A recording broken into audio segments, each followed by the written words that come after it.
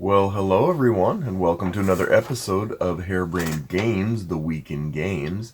It's been a couple weeks, I have to say, and in that gap, a lot of things have happened in life, which has impeded my gaming somewhat, but I still always hold a torch for board gaming. February's half over already. I don't know about you, but it went faster than I expected in some ways and much slower than others. We couldn't possibly have had a more exciting in not great way January, but we'll leave it at that. God be praised, we're all alive, and here we are. But enough chatter, let's just get to the news. All right, I did get a chance to come back from my absolute favorite game convention, Game On Con, which takes place in Bellevue, Issaquah area this year in Bellevue. It was a fantastic time. I had no end of joy. I wasn't able to make all of it because, as I'd mentioned earlier, life situations always arise. Plus, snowpocalypse. Up in the Pacific Northwest, we've had a bundle of snow, just as the rest of the country seems to be having a bundle of snow. And that tend to impede the participation, unfortunately. Nevertheless, people who got there had a great time. I had a fantastic time. I was able to play some games with some new people, and that's always a good thing.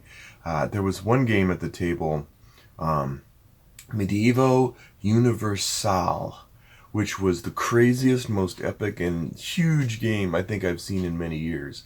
Thousands of pieces, and it even came with like life-size daggers and stuff. It was crazy. Read up on that if you want, but I didn't manage to catch a session in progress, but it was set up on this multi-table thing, and it was crazy. I have some pictures I've put up here for you so you can see it. Other news, there's rumored to be an extended or enhanced version of Castles in Burgundy, which should impress a lot of people who adore that game and wouldn't mind it being a little beefed up. Maybe put some turbocharging onto that game. So there's that. And finally, a Dice Forge expansion. Dice Forge is kind of an unsung hero in my collection. It's an interesting and quirky little make-your-own dice game, and the expansion looks to expand on that. What are the odds? Anyway, let's get to my question of the week. Okay, discussion point. Recently, games have come out with not one but two rule books, or the multi-rule book approach, which has been off and on controversial. I think I've even mentioned in the past, but I was impressed personally to have a game come out recently that had a like for solo play, an entire manual just for rules for solo, and an entire manual just for rules for multiplayer. And I wondered how that didn't. Well, at the convention and stuff, the game Space Core was played, and it's curious to me and interesting how the approach is going and how it's evolving as far as rule books and such for higher than simple fare. I was asked kind of like whether that was a little bit too much of a split, because it kind of inverts the situation where usually you're looking for the game rules, and then in the back there's, hey, and if you want to play solo variant, this is how you do it. Whereas this is an entirely different book, but you read the solo rules and you realize, well, how much? I mean, if do I have to read this entire other rule book for multiplayer? In the case of Space Core, the changes are actually not that deep, and there's a lot of redundancy. So it's not as if there's an entirely different way to play solo as multiplayer, but there is a definite break, a big shift and break in these rule books as far as the mindset of, am I looking through the rules and then looking for the pieces that apply to solo, or am I looking through the solo book, looking in the multiplayer book, and then trying to find the pieces that actually have commonality? That's an interesting thing.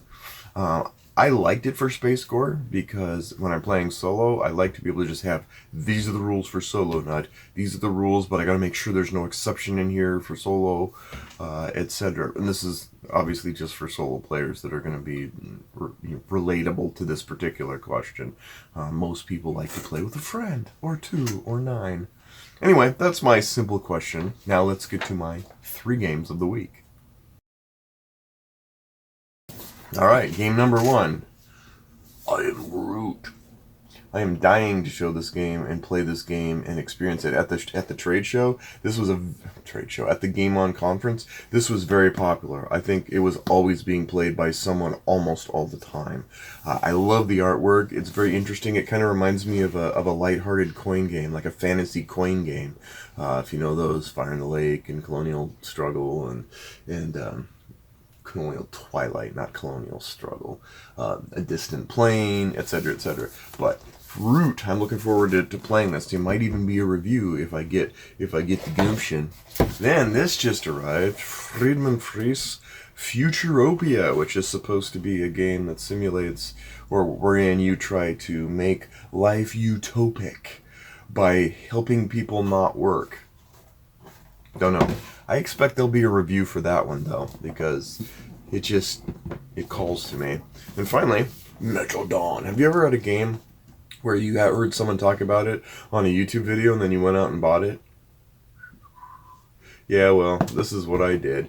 And looking at it, it's kind of, it looks a little weird with the pieces. They're very thin little pieces, whatever, and it looks very strange. But it kind of reminds me of a different kind of Crossfire.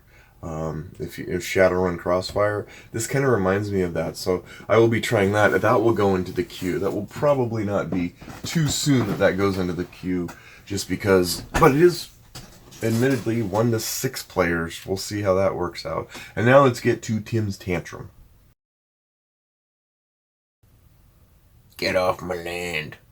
I don't have a tantrum this week. I just don't. It's been a very interesting January, and so I don't really have any gruffness left to apply to any situations with board games. But hey, if all of you have a tantrum that you want to share, by all means, comment on it. Definitely have enjoyed the communication from some of our new subscribers and stuff too, so that's cool. As always, have a great time gaming, and we'll see you next time on Harebrained Games.